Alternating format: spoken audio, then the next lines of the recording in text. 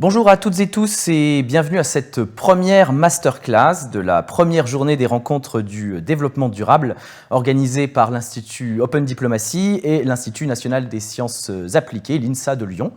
Je suis Raphaël Gourada, je suis le directeur des études de l'Institut Open Diplomacy. Je suis personnellement très heureux de modérer cette masterclass, première d'un cycle de 10 masterclass qui se dérouleront chacune quotidiennement au cours de chacune donc des 10 journées des rencontres du développement durable et placée sous la thématique de la défense des générations futures. Ces masterclass ont donc pour objectif de replacer le débat de la transition écologique au regard des enjeux liés aux générations futures, avec une question centrale: quel avenir souhaitons-nous leur laisser ? À mes côtés, pour discuter de cet enjeu crucial, j'ai l'honneur et le plaisir d'accueillir tout d'abord Madame Marta de Cidrac. Vous êtes sénatrice des Yvelines, vous êtes vice-présidente de la Commission de l'aménagement du territoire et du développement durable, vous êtes également secrétaire de la Commission des affaires européennes au Sénat et tout récemment présidente de la Maison de l'Europe des Yvelines. Donc vous êtes ici chez vos homologues puisque ces rencontres sont hébergées par la Maison de l'Europe de Paris. Merci en tout cas d'être ici avec nous. Merci à vous. À ma gauche, Benoît Pifetot, délégué français au Y20, le Youth 20, le G20 des jeunes en 2020. Merci également pour votre présence et de participer à cette masterclass. Nous sommes également rejoints à distance par deux invités. Tout d'abord, Ayman Larbabi, qui est étudiant à l'INSA Lyon et qui nous fait le plaisir d'échanger avec nous à distance. Bonjour Ayman. Ah, on ne vous entend pas. Bonjour, est-ce que vous m'entendez? Oui, c'est bon. Merci beaucoup, Ayman. Merci et bienvenue à cette masterclass. Et également, Monsieur Hervé Fischer, philosophe. Vous êtes l'auteur d'un ouvrage, L'âge hyperhumaniste, paru aux éditions de l'Aube en 2019. Merci beaucoup de nous faire le plaisir et l'amitié de participer à cette masterclass également à distance. Bonjour. Donc l'objectif de cette masterclass est de faire un état des lieux de la jeunesse face à la précarité écologique, de la crise de confiance dont ces générations futures font l'objet, cette crise de confiance envers leur avenir, mais également envers parfois la puissance publique et l'action publique, et les demandes de cette jeunesse anxieuse, mais néanmoins engagée et de plus en plus mobilisée. Cette masterclass se déroulera tout d'abord en deux temps au final, entre un premier temps d'échange de 35-40 minutes où nous échangerons entre nous, puis nous aurons 10 minutes où le public pourra nous communiquer ses questions via le chat dédié. Du coup, sans transition, on va déjà poser un petit peu les termes du débat et reposer sur une notion qui est centrale, qui est la notion d'éco-anxiété. Cette éco-anxiété, elle existe. C'est un terme, je dirais, relativement récent dans sa diffusion dans le débat public, mais qui est bien réel et qui renvoie à une réalité qui est bien réelle. Je vais commencer par citer peut-être quelques chiffres. L'Institut Kantar avait effectué entre mai et juin 2021 un sondage effectué dans 10 pays auprès de plus de 10 000 jeunes de 16 à 25 ans, indiquant que 75% de ces jeunes jugeaient l'avenir effrayant. Et deux chiffres sont particulièrement frappants. 59% des sondés jugent être très ou extrêmement inquiets du changement climatique, et 45% affirment que l'anxiété climatique affecte leur quotidien, leur sommeil, leur alimentation, leur travail et jusqu'à leur divertissement. Je vais commencer assez logiquement avec une question qui vous est destinée, Ayman. Cette éco-anxiété, en tant que membre de cette génération du futur, comment elle se manifeste? Est-ce que ces chiffres vous parlent? Est-ce que vous vous reconnaissez dans ces chiffres? Et comment elle est vécue au sein de la jeunesse, et plus particulièrement de cette jeunesse très urbanisée dont vous faites partie? Oui, alors, je dirais que ces chiffres me parlent et je les trouve plutôt normaux. Après, il faudrait pas non plus, je dirais, il faudrait pas non plus se former une opinion un peu trop rapide sur l'éco-anxiété, parce que ça peut paraître intuitif. On se dit, bon, il y a la catastrophe climatique, alors forcément les jeunes sont anxieux à propos de ça. Je pense que c'est un peu plus profond que ça en réalité. C'est-à-dire que pire que la catastrophe à venir, je dirais qu'il y a surtout le sentiment qu'on n'a pas les moyens institutionnels d'y faire face. Parce que finalement, Je dirais que des catastrophes, bon, ça peut arriver, ça arrive. Il y a des zones du globe qui sont fréquemment touchées par des catastrophes, que ce soit des tempêtes, des cyclones, des tornades, toutes sortes de catastrophes. Mais c'est pas pour autant que vous allez trouver dans ces populations des chiffres d'anxiété qui sont extrêmement hauts, parce que justement, ces populations, au bout d'un moment, elles développent des techniques d'entraide, de coopération, elles développent des institutions capables de faire face aux catastrophes, à la fois dans la prévention et dans la gestion. Et je pense, moi personnellement, je pense que c'est ça qui nous manque. Et je pense que c'est ça qui provoque l'anxiété. C'est-à-dire que quand on voit qu'on a une économie qui est assez peu planifiée et qu'on est plutôt dans un modèle du chacun pour soi, je dirais qu'en tant que citoyen, oui, évidemment, on a peur parce qu'on se dit, en fait, on n'a pas vraiment les moyens à la fois de prévoir la crise, c'est-à-dire de faire en sorte qu'elle n'arrive pas, et de gérer et les moyens de résilience de gérer la crise une fois qu'elle sera là.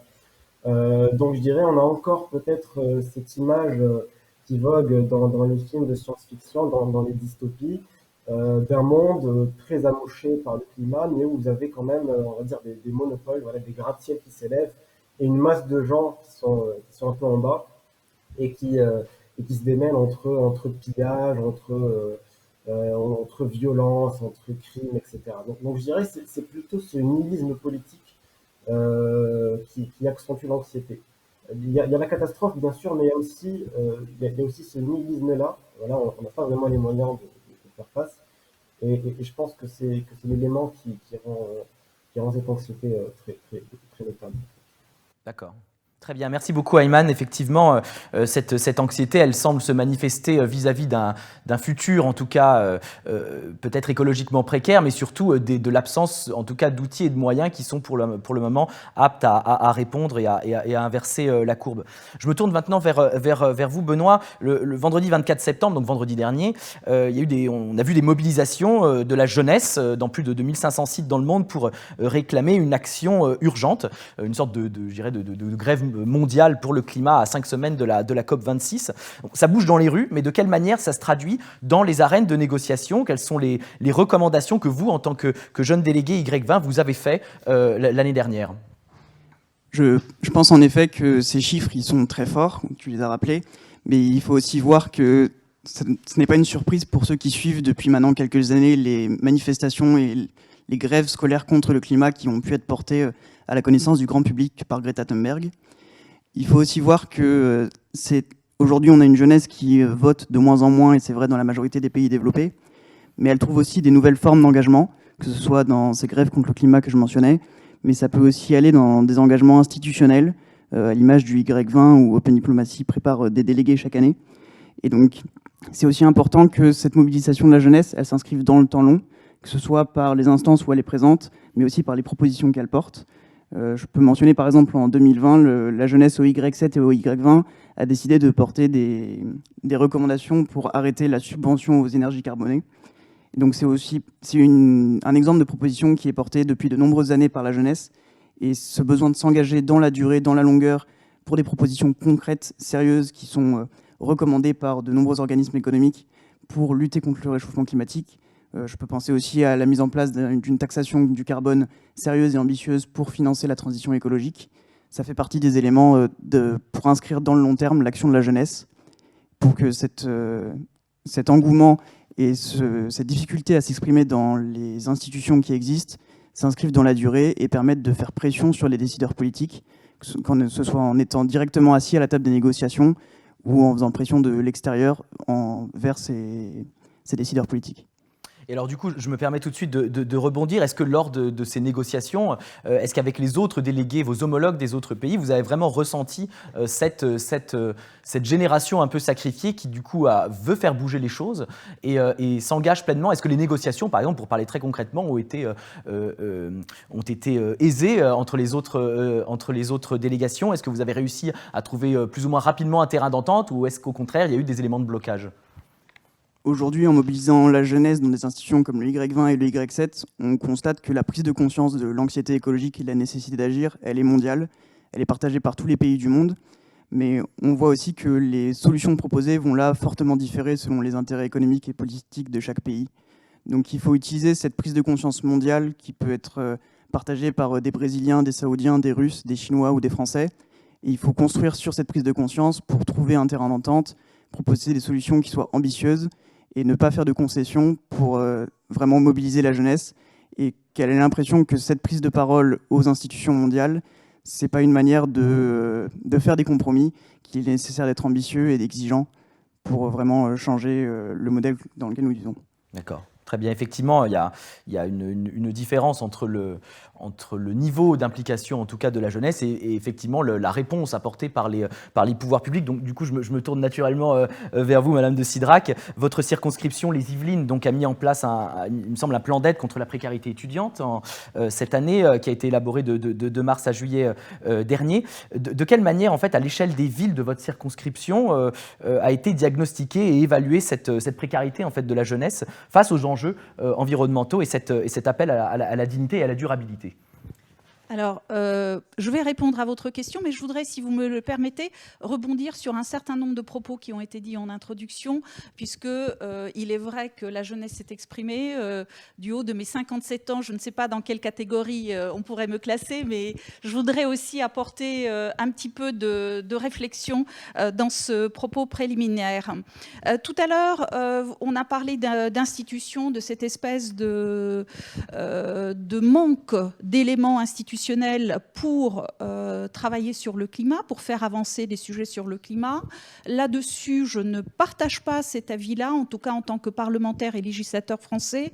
Je pense que vous avez suivi, en tout cas au niveau des rencontres, les différents débats qu'il y a eu ces dernières années autour de 2 grands textes autour du climat. Donc je m'inscris uniquement dans le quinquennat actuel, vous voyez, sans aller plus loin, sachant qu'on a eu beaucoup d'autres textes autour du climat. Donc la France a déjà eu, d'un point de vue législatif, un certain nombre de débats autour du climat. Le dernier en date était la loi climat, je pense que vous l'avez tous suivi, sur lequel le Parlement, que ce soit l'Assemblée nationale ou le Sénat, a effectivement introduit un certain nombre de notions fortes. Donc moi je dis aussi à notre jeunesse, puisque c'est comme ça que le propos a été introduit, il faut aussi peut-être avoir la curiosité d'aller jusqu'au bout de cet exercice législatif qui est proposé par le Parlement français. On parlera sans doute aussi de l'Europe tout à l'heure, mais je crois que c'est quelque chose qu'il ne faut pas omettre. Petite anecdote que je voudrais quand même partager avec vous. Lorsque j'ai été rapporteur de la loi AGEC, donc en 2019, j'ai mené un grand nombre d'auditions, j'ai interviewé un grand nombre à la fois d'acteurs du monde de l'entreprise économique, donc ONG, mais aussi les associations de jeunesse. Et ça coïncidait avec la visite de Greta Thunberg à l'Assemblée nationale en France, à Paris. Et j'avais sollicité justement le collectif pour pouvoir les auditionner également. Je souhaitais les rencontrer. Et en fait, j'ai eu quelques contributions écrites, mais on m'avait répondu qu'en fait, comme Greta Thunberg était là, que quelque part, ce n'était pas prioritaire. Donc, pardon aussi de le dire un petit peu de cette façon-là, mais je pense qu'à un moment donné, il faut se saisir de l'outil législatif qui est votre Parlement. Donc ça, c'est quelque chose sur lequel j'insiste et je ne peux pas tenir un autre propos.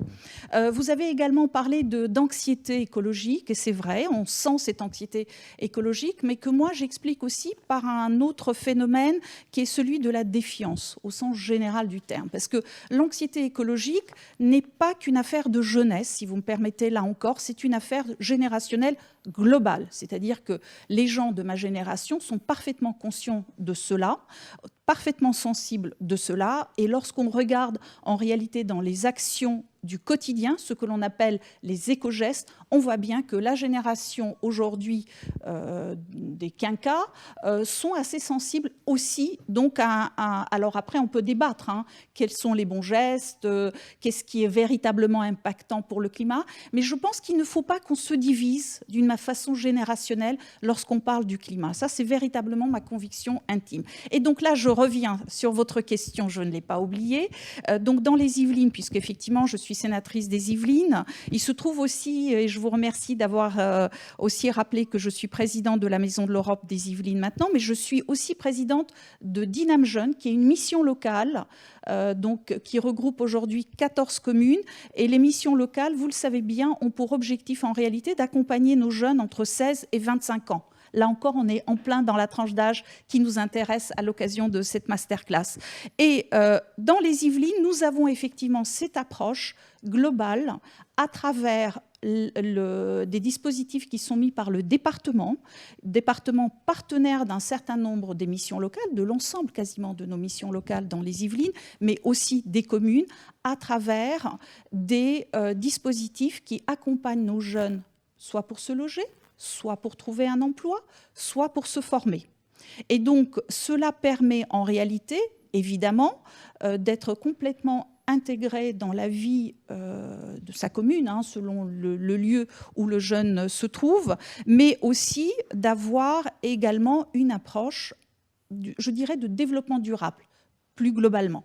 Vous voyez, dans cet accompagnement, c'est quelque chose qui est assez ancré dans mon département. Et comment cela peut se traduire? Je vais l'illustrer par un exemple vraiment très simple. Lorsque, par exemple, nous accompagnons un jeune dans son nouveau logement, que nous avons d'une part trouvé, identifié, fléché, nous l'accompagnons, non pas uniquement pour qu'il trouve une formation, un emploi ou éventuellement, je dirais, une alternance ou un apprentissage, mais on va l'accompagner également dans l'usage même du logement, c'est-à-dire comment on gère une facture d'électricité. Ça va nous renvoyer, en réalité, à l'économie d'énergie. Ça va nous renvoyer à l'économie de la ressource d'eau. L'eau, ça se paye, ça a une valeur. Donc, vous voyez, en fait, nous avons une approche relativement holistique, du moins on essaye, dans notre approche vis-à-vis d'un certain nombre de jeunes que nous essayons d'accompagner chacun avec ses différentes casquettes. Et là-dessus, je dois reconnaître que le département des Yvelines a effectivement mis en place un certain nombre à travers son agence aussi Activity que vous connaissez sans doute, un certain nombre de dispositifs qui sont au support de toutes les actions que mènent les élus dans leur propre commune. Je ne sais pas si j'ai répondu à votre question. Absolument, et vous avez même fait mieux que ça, vous avez dessiné les deux directions vers lesquelles on va s'orienter. Tout d'abord, effectivement, alors je vais, dans un premier temps, cette question des divisions intergénérationnelles qui sont un vrai risque pour nos sociétés, et je parle vraiment de nos sociétés au pluriel. Et du coup, là, je me tourne spontanément vers monsieur Hervé Fischer.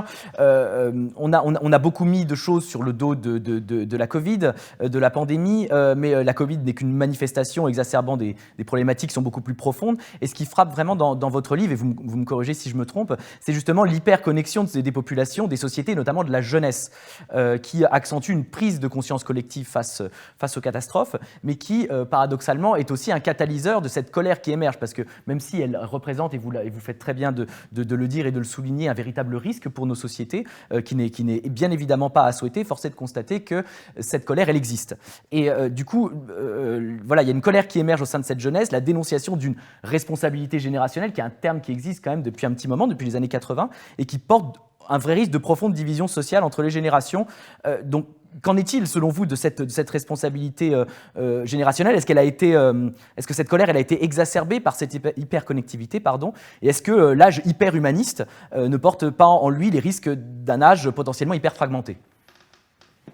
Oui, moi je vous parle du Québec, donc de la forêt boréale, un peu au nord de Montréal.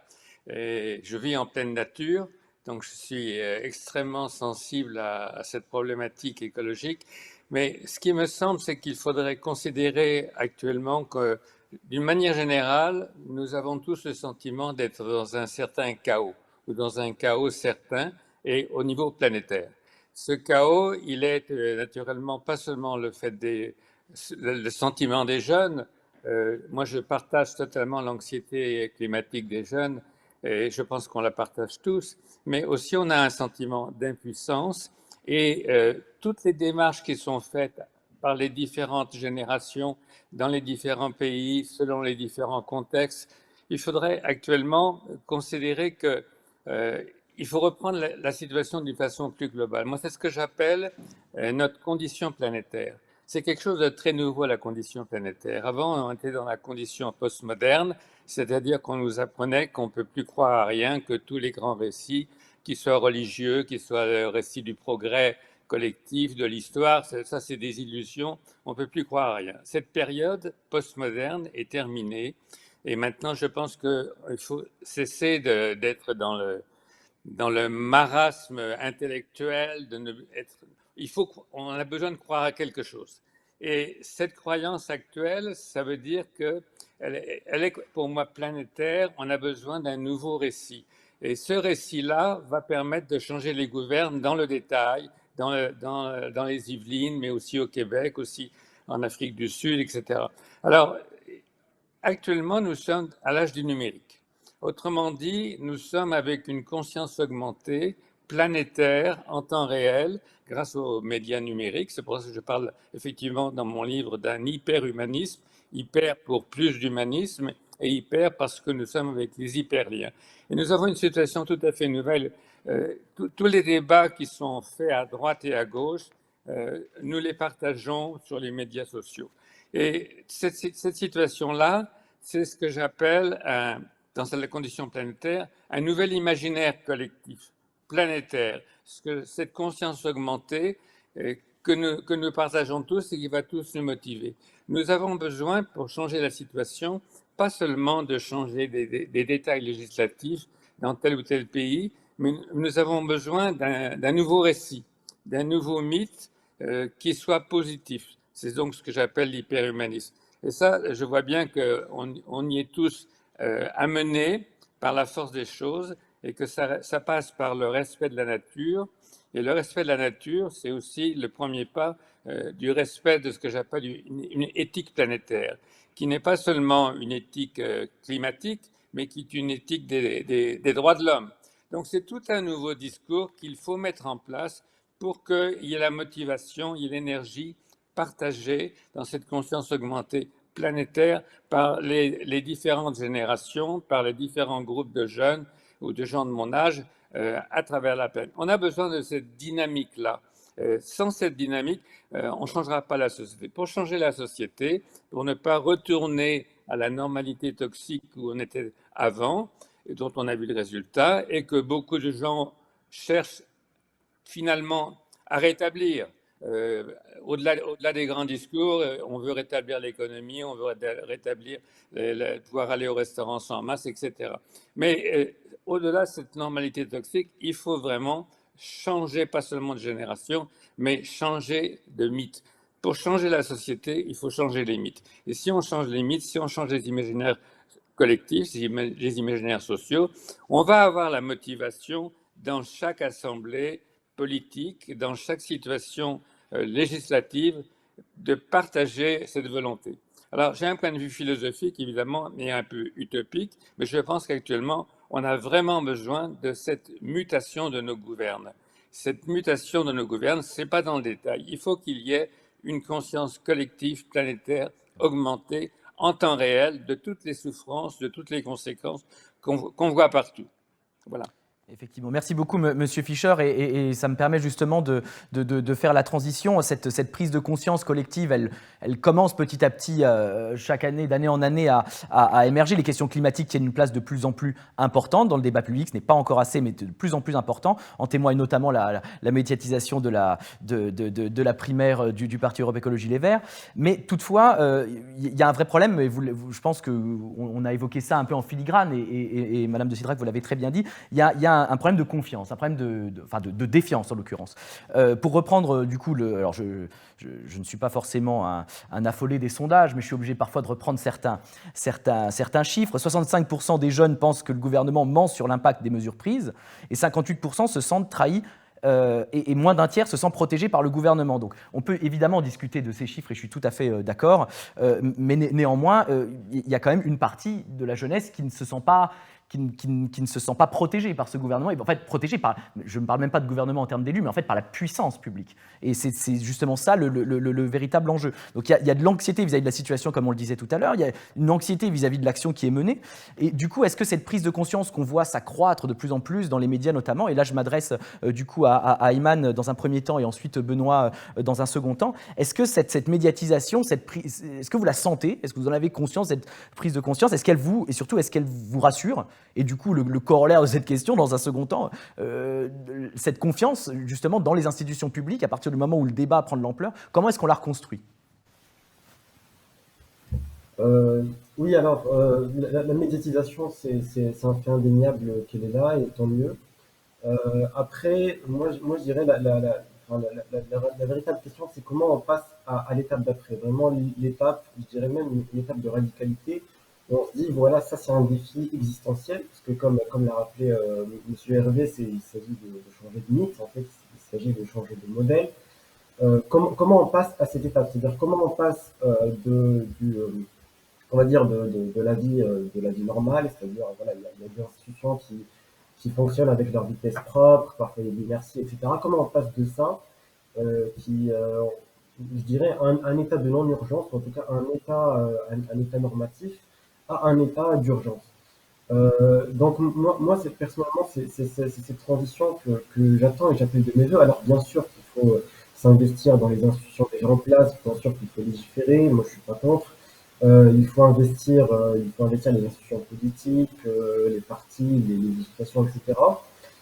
Mais il faut quand même apporter un peu de radicalité. Et je pense que c'est ça qui fait cette défiance, justement. C'est on a l'impression que, et c'est pas contre le gouvernement qui est en place là en ce moment, c'est pas contre un gouvernement particulier ou un autre, on a juste l'impression que l'appareil public aujourd'hui n'est pas capable, en fait, tout simplement de relever tous ces défis. Et c'est quelque chose de tout à fait normal, parce qu'il s'agit encore une fois pas de changer une institution ou une autre, il s'agit vraiment de faire une bifurcation de modèle complet, à 360 degrés. Aujourd'hui, on est quand même encore dans un modèle où on nous dit que il persiste toujours une contradiction entre économie et écologie. On nous dit que l'économie, c'est le fait d'accumuler, c'est le fait d'être rentable, c'est le fait de valoriser tout, y compris la nature, c'est la marchandisation croissante de tout. Et on se rend compte que l'écologie, c'est pas ça, parce que la nature, elle est régie par des lois physiques qui sont pas du tout celles de l'économie.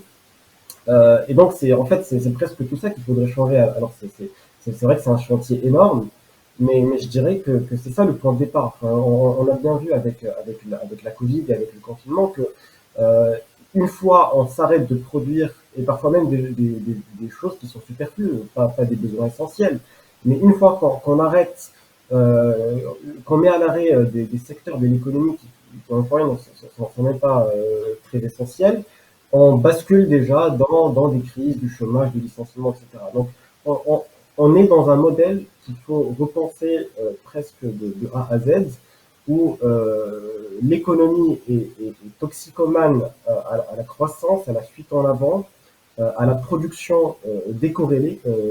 Par décorrélée, je veux dire non planifiée, non régulée, non contrôlée.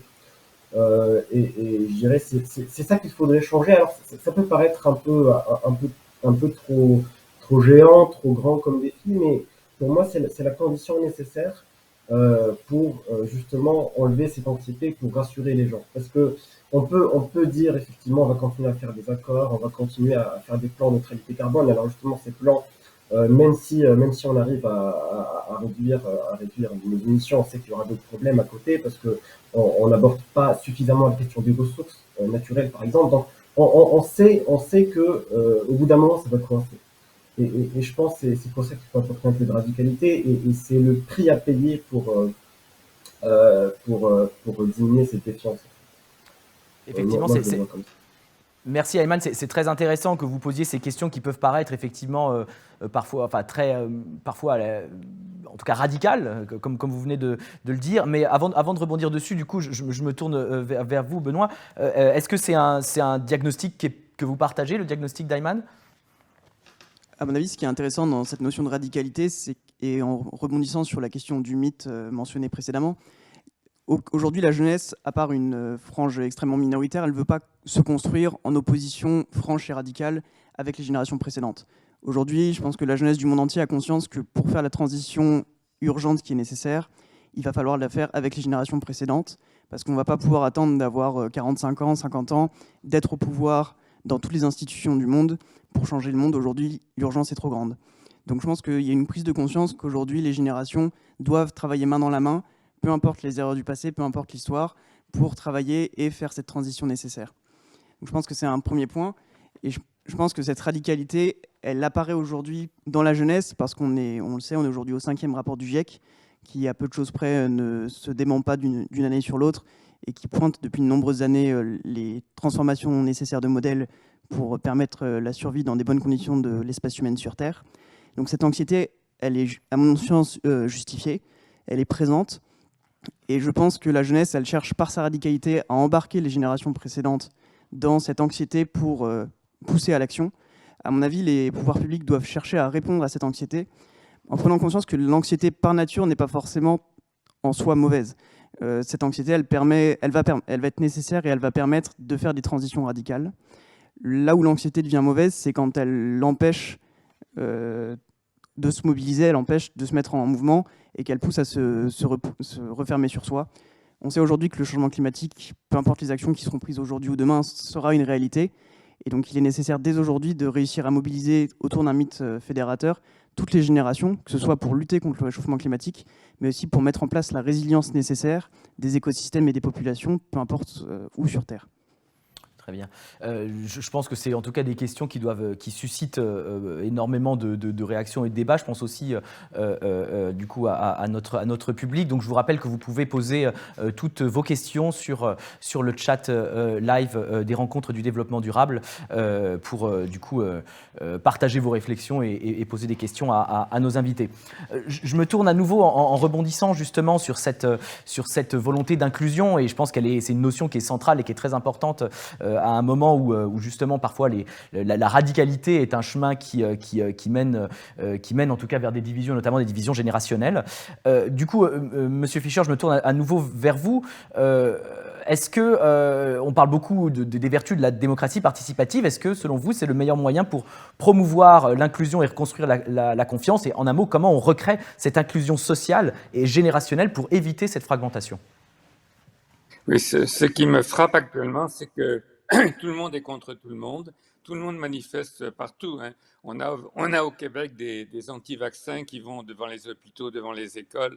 On a n'importe quoi. On est dans un chaos, on est dans une fragmentation conflictuelle des opinions de tout le monde, au sein même de chaque génération. Alors, il faut arrêter de se morfondre avec tous ces problèmes. Il faut trouver un espoir, il faut trouver un discours positif, il faut trouver un nouvel imaginaire auquel on puisse croire, qu'on puisse partager, et qu'on cesse d'aller manifester en gilet jaune, en gilet noir, anti-vaccin, ceci, cela, dans tous les pays du monde à l'heure actuelle. Alors, il faut vraiment retrouver un consensus planétaire. Parce qu'on a une urgence, on a un compte à rebours, sinon on va dans le mur. On en est tous conscients, mais on se dispute là-dessus et puis personne n'a de vision. Où on essaye chacun de faire un petit bricolage législatif là où on est. Il faut avoir une vision beaucoup plus globale, et ça dépend de l'imaginaire collectif. Maintenant, nous savons que la planète est petite. Nous savons que nous sommes dans une situation d'effondrement de la planète. Tout ça, c'est clair, mais il faut avoir un esprit positif. Ça prend un imaginaire, un nouvel imaginaire qui soit vraiment celui d'une transformation, d'une mutation de notre gouvernance. C'est un problème politique. On a eu toutes les alertes de la nature, on a tous les avis de la science. Maintenant, il s'agit d'agir et il faut partager des croyances. On ne peut pas ne croire à rien. Actuellement, il faut croire à la nature, il faut croire à l'homme. Nous savons que le lien entre l'homme et la nature est extrêmement étroit. Nous sommes dans les mêmes écosystèmes. En mettant en cause la nature, en la détruisant, on détruit l'homme.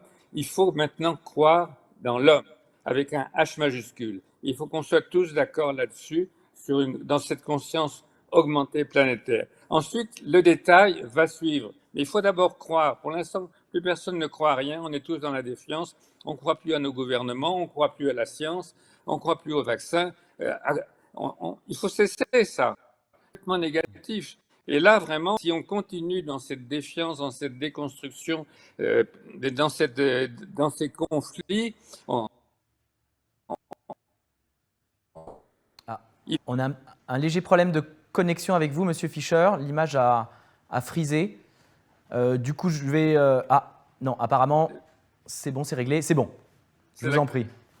C'est bon, là, c'est revenu. Bon. C'est bon, c'est revenu, oui. Ce que je veux dire, c'est qu'il faut croire collectivement à l'homme et à la nature. Ça va ensemble. L'éthique planétaire, le respect de la nature, le respect des droits de l'homme, ça va ensemble. Et donc, ce qui manque actuellement, c'est de croire ensemble à quelque chose de positif. Et donc justement, cette croyance commune, elle doit être portée, elle est à l'origine de ce changement que la jeunesse, mais pas uniquement la jeunesse, que beaucoup appellent de leur vœu, et elle peut être par la suite portée par la puissance publique notamment. En ouverture des rencontres du développement durable, de nombreuses personnalités, dont le directeur général de l'Institut Open Diplomacy, Thomas Friand, ont signé une tribune le 21 septembre dernier dans les Échos qui appelle à faire 2030 dès 2022, parce que l'urgence, on est déjà en retard sur l'agenda. Ce n'est un secret pour personne. Du coup, comment on apporte cette urgence, concrètement, dans un système démocratique où la puissance parlementaire a un pouvoir véritable qui doit être préservé, mais qui, du coup, n'est pas exempt, et c'est sa nature, par essence, de certaines lenteurs. Comment est-ce qu'on gouverne sur le climat dans l'urgence, dans un système comme le nôtre ? Alors, on gouverne, en fait, à la fois, effectivement, on prend des décisions à la fois dans l'urgence, mais il faut les prendre avec discernement, il faut les prendre aussi avec un certain recul en fonction de leur impact. Moi, je dirais, en tant que législateur, je vais vous illustrer mes propos d'une manière très simple, et je partage ce que disait le philosophe Fischer sur la notion de vision. Il est vrai qu'aujourd'hui, le pas à franchir, en fait, appréhender la complexité du monde avec les contraintes climatiques qui se posent à nous est quelque chose de très difficile. D'ailleurs, cela a été dit par notre étudiant qui est connecté avec nous et qui disait c'est tellement vaste qu'à un moment donné, on se noie, en fait, à l'intérieur de toutes les problématiques que cela engendre. Mais comment répondre en fait à la question que vous posez ? Moi, je crois qu'il ne faut pas non plus exclure toutes les avancées que les politiques, quels que soient les pays, moi je parle évidemment plus spécifiquement du mien, c'est-à-dire le Parlement français et de la France, mettent en place. Je vais de nouveau illustrer avec quelque chose de très récent qui est la loi climat. La loi climat sur laquelle nous avons énormément débattu et qui a eu beaucoup de critiques, nous les premiers parlementaires. Rappelez-vous, lorsque ce projet de loi est arrivé en examen, on disait que sa vocation, c'était de réduire de 40% nos émissions de gaz à effet de serre. C'est ça qui était annoncé dans ce projet de loi. Et au moment de cet examen au Parlement français, l'Europe décide qu'en fait, on va être beaucoup plus ambitieux et on annonce moins 55% à horizon 2030. Ce n'est pas rien. Ce n'est pas rien. Les symboles sont importants aussi en matière climatique. En tout cas, je crois que ça permet de donner un élan. Mais pourquoi je vous parle de cet exemple-là ? Parce que qu'est-ce qui s'est passé, in fine ? Rappelez-vous, je vous invite à peut-être consulter les débats, l'ouverture de nos débats au Sénat. Tous les groupes politiques, quelle que soit leur couleur, se sont exprimés en tribune en disant « Nous sommes conscients que notre loi climat telle qu'elle est aujourd'hui et telle que nous allons l'amender, telle que nous allons l'enrichir, chacun avec ses moyens, ne répondra pas à l'ambition européenne, qui est de toute façon celle qu'on ne peut que demander tous. Vous avez tous parlé d'urgence climatique et c'est vrai. On n'arrivera pas à moins 55 avec cette loi-là, mais ça veut dire aussi qu'on se redonne rendez-vous pour aller plus loin, pour pouvoir aller encore plus loin dans nos objectifs. Là, en l'occurrence, c'était les gaz, les GES, bien évidemment, mais plus largement sur tout ce qui est changement climatique. Très bien, on a eu le débat. Alors, dans certaines presses, on disait « Oh, vraiment, pas beaucoup d'apports, cette loi ne sert à rien ». Mais quand même, je dirais, comment pourrais-je dire, ne jetons pas le bébé avec l'eau du bain. C'est-à-dire que dès lors qu'on avance dans un sens positif, il faut le prendre. Mais il ne faut à aucun moment le prendre comme un point final, comme quelque chose qui serait le résultat parfait d'objectifs à atteindre. Première observation. D'autre part, pour répondre aussi, pour compléter la réponse, je crois que c'est Raymond Aron qui disait « il y a les limites du possible aussi ». Lorsqu'on est législateur, on travaille avec des choses concrètes, avec des éléments que... on s'inspire de nos territoires, on s'inspire de la réalité de nos concitoyens, on s'inspire de ce qui nous semble de l'ordre de l'acceptable, parce qu'il y a une notion qu'on n'a pas encore évoquée dans nos débats, c'est l'acceptabilité de certaines mesures que le législateur pourrait proposer. Rappelez-vous quand même les gilets jaunes. Les gilets jaunes, en réalité, ont mis à feu et à sang notre pays. On a oublié parce qu'on a eu tout de suite la Covid après, pour une question, et cela a été évoqué par l'étudiant, pour une question aussi en réalité environnementale, fortement environnementale, puisqu'il s'agissait de la taxe carbone. Donc, je pense qu'il faut, lorsqu'on est législateur, avoir dans son spectre tous ces éléments-là et ne pas les opposer. D'ailleurs, personnellement, moi, j'aime bien la notion de développement durable. Je trouve que durable, c'est bien. On avait le trépied parfait. On avait le volet social, on avait le volet économique et le volet, évidemment, environnemental. Or, je crois qu'il ne faut pas s'arrêter qu'au volet environnemental. C'est ma conviction intime, parce qu'il faut que ça fonctionne sur les trois pieds pour que nous obtenions l'acceptabilité.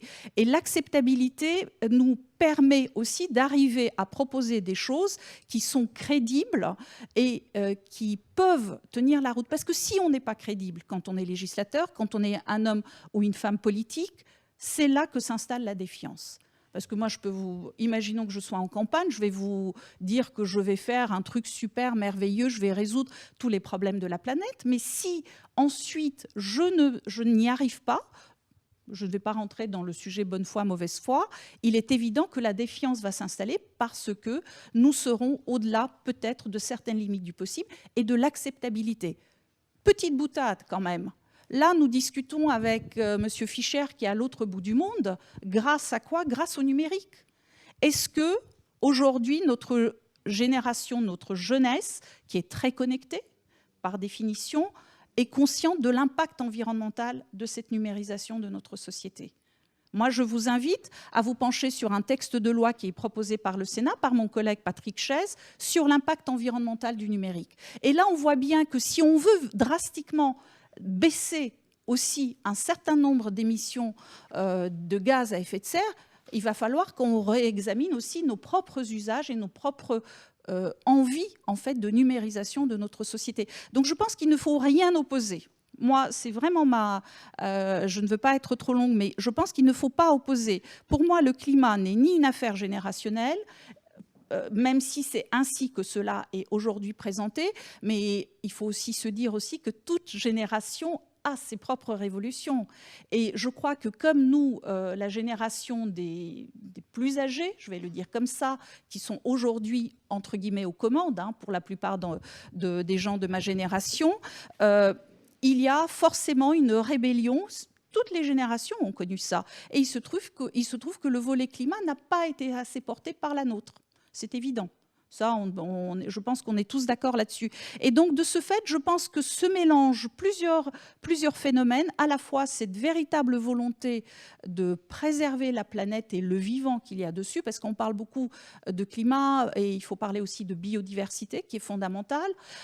Mais je pense qu'il y a aussi quelque chose qui est de l'ordre de la rébellion générationnelle aussi. C'est un sujet que ma génération n'a peut-être pas assez porté. Donc je pense que philosophiquement, et là je me tourne vers M. Fischer qui je pense aura beaucoup plus de choses à dire que moi sur cet aspect-là. Et je pense aussi que cette nouvelle génération doit absolument s'intéresser aux dispositifs législatifs des pays dans lesquels elle se trouve.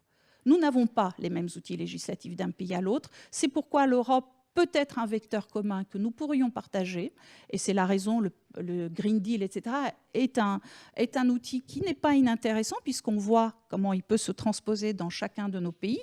La France a déjà pris le pas, mais je pense qu'il faut que nous soyons tous conscients qu'effectivement, les enjeux sont importants. Nous sommes sans doute dans une période un petit peu d'urgence, mais ce n'est pas pour autant qu'il faut prendre des décisions dans la précipitation et qui, même si elles sont très bonnes, si elles ne sont pas acceptées, elles ne passeront pas. Et du coup, ce que l'on aura envie de faire avancer très vite reculera, au mieux stagnera. Et c'est ce qu'on voit depuis des années. Hein. C'est-à-dire qu'on s'oppose, y compris sur le volet énergétique. Sur le volet énergétique, on pourrait ouvrir un débat pendant des heures. Et je pense qu'à un moment donné, on ne sera peut-être pas tous d'accord, mais sur l'objectif, on devrait l'être. Donc voilà. Donc, pardon d'avoir été trop long, mais je pense qu'il était nécessaire de partager cela. Absolument, absolument.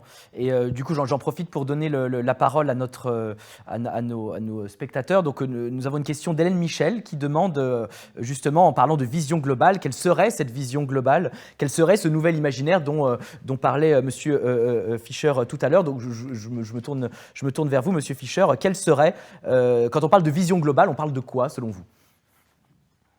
Nous avons maintenant une conscience planétaire en temps réel. Donc nous pouvons partager la connaissance de tout ce qui va mal. Nous pouvons aider sur nouvelles. Ça prend un imaginaire dynamique, positif. Cet imaginaire, pour moi, il y a deux principes. Il y a le respect de la nature et il y a le respect des droits de l'homme. Et ça va ensemble. Donc, c'est là-dessus qu'il faut que ce soit nos principes directifs. C'est facile à partager. On peut tous être d'accord, si on est de bonne foi, sur ces deux principes que j'appelle l'éthique planétaire. Le respect de la nature et le respect des droits de l'homme, c'est complètement lié. Bon. Et pour moi, maintenant, ce que ça nous prend, c'est un manifeste planétaire. Je vais pas avec je parle d'une façon directe, globale. Il faut qu'on s'accorde sur un imaginaire collectif. Il y a eu une époque, on s'est accordé sur un imaginaire collectif qui s'appelait Dieu, ou dans les sociétés anciennes sur la nature, mais c'était pas planétaire. Maintenant, on sait qu'on est sur une petite planète. C'est plus facile et surtout c'est nécessaire de penser ensemble et d'agir ensemble. Le détail va s'inscrire dans cet ensemble. Il faut que cet ensemble il fasse l'objet d'un consensus au niveau d'un imaginaire partagé. S'il n'y a pas cet imaginaire partagé, on est dans le bricolage. Et il nous faut beaucoup plus que ça. Sinon, effectivement, l'anxiété climatique et l'injustice sociale qui va avec vont continuer et on va se trouver avec 2 degrés de plus avant 2050 ou 2,7 comme on dit maintenant. Il faut vraiment une croyance. Il faut croire à l'urgence et la nécessité de travailler ensemble. Voilà. Effectivement, conscience partagée, mais également aussi des espaces partagés, des espaces de dialogue et d'inclusion partagés, notamment dans le cadre de la conduite de l'action publique. Et donc, je transfère une question d'une de nos spectatrices, Marina Koumeda, qui demande quels sont les outils et les espaces que nous devrions privilégier pour stimuler ce dialogue, justement, ce dialogue intergénérationnel. Alors du coup, je propose de conclure avec cette question, peut-être avec Ayman et Benoît. Peut-être Ayman d'abord. D'accord, donc quels espaces quels outils et quels espaces investir pour favoriser ce dialogue et cette inclusion? Oui, alors, moi, je suis très fan des outils type convention citoyenne. Alors, c'est quelque chose qui doit être initié par la puissance publique, mais peut-être qu'on peut l'initier de manière haute. Mais en tout cas, ce format de convention, c'est-à-dire, en fait, on a un groupe de gens qui se rassemblent et on a à côté d'eux des experts et ils sont invités à réfléchir et proposer des solutions sur un thème précis. Moi, je trouve que c'est génial pour stimuler. En fait, je trouve que c'est un très beau représentatif de la démocratie, tout simplement, parce que c'est la délibération et c'est une dialectique qui, au final, progresse vers une synthèse. Et souvent, voilà, souvent, ce sont des propositions qui sont assez pertinentes. Donc, il y a peut-être cet outil-là. Après, il y a évidemment les réseaux sociaux. Il y a aussi des espaces qui sont assez peu médiatisés, je trouve. C'est tous les espaces qui sont reliés aux instances internationales. Je pense, on entend peu parler en général de ce qui se passe à l'ONU, de ce qui se passe dans tous les organes connexes à l'ONU, etc. Alors que c'est très important parce que c'est peut-être les seuls lieux où on a à ce jour une coordination mondiale entre différents pays, entre différentes sociétés civiles. Donc, pour moi, ces espaces-là, ils sont aussi à investir. Voilà, donc que ce soit des ONG internationales ou voilà, toutes sortes d'organisations qui peuvent être liées à cette logistique. Madame de Sidré, vous vouliez rebondir. Oui, très simplement, le lieu est évident pour moi, c'est l'école et l'université. En fait, véritablement, il faut former notre jeunesse et j'invite véritablement nos spectateurs à regarder les ODD. Les objectifs. Moi, il y en a un qui me tient particulièrement à cœur. C'est pas je ne le mets pas dans le sens le plus prioritaire, mais c'est le 16e, celui qui concerne en fait aussi tout ce qui est autour dans lequel il y a le volet de l'état civil. Vous savez quand même que nous avons des pays où les enfants ne sont même pas répertoriés.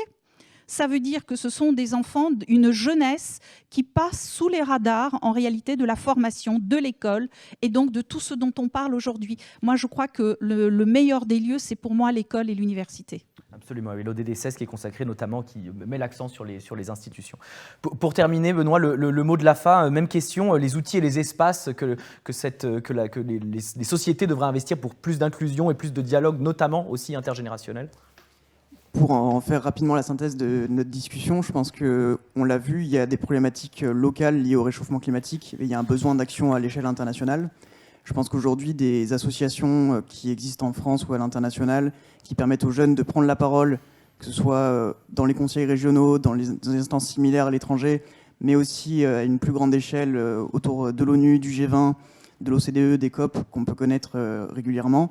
Ce sont des beaux espaces pour que les jeunes s'expriment, pour que les jeunes se forment aux questions climatiques, en complément bien sûr de l'université et de l'école. Et ça doit être des lieux où les jeunes prennent conscience de l'urgence, qu'ils peuvent prendre la parole aujourd'hui, qu'ils doivent la prendre pour réaliser cette transition, et que c'est aussi en complémentaire forcément, en tout cas dans nos pays démocratiques, de l'expression par le vote et de la reconnaissance du travail parlementaire. Merci beaucoup Benoît, ce sera le mot de la fin du coup. Merci beaucoup à vous quatre pour votre disponibilité pour ce riche débat. Merci au public également pour ces questions et de nous avoir suivis. C'est la fin de cette masterclass. Je vous donne rendez-vous à 14h pour la deuxième table ronde de cette première journée des rencontres du développement durable organisée par l'Institut Open Diplomacy et l'INSA Lyon pour une deuxième table ronde à 14h intitulée Smart Cities, inclure petites et grandes communes. Merci.